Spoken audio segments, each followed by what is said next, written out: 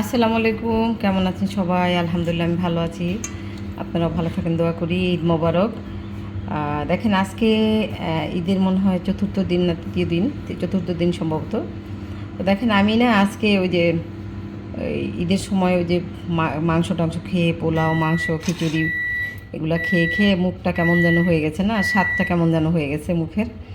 তো আমি দেখেন এটা খাট্টা মিঠা আম বলে আমরা আমাদের নোয়াখালীতে কাঁচকুর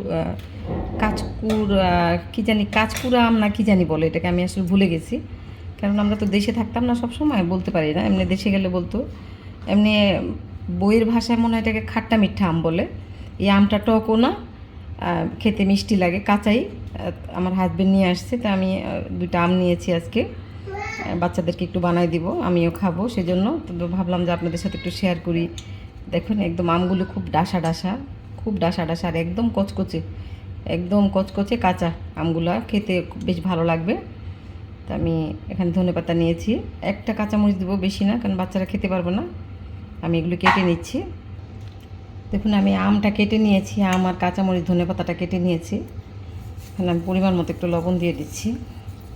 এই আমটা না খেতে, বললাম না আপনাদেরকে, এটা আসলে এটা টক না, খেতে অনেকটা টক মিষ্টি আম আছে না, আমটা খেতে টক মিষ্টি, মিষ্টিই বলতে বলতে হয়, অনেক মজা, শুধু খেতেও ভালো লাগে। আমি একটু মেখে নিব হাত দিয়ে। দেখুন আমটা মেখে নিয়েছি, অনেক টেস্ট হয়েছে, খেতে অনেক ভালো লাগছে। আপনারাও খাবেন এরকমভাবে বানিয়ে। কেমন লাগলো অবশ্যই লাইক শেয়ার করে কমেন্ট করে জানাবেন। ভালো থাকবেন সবাই, আল্লাহ হাফেজ, আসসালামু আলাইকুম, ঈদ মোবারক।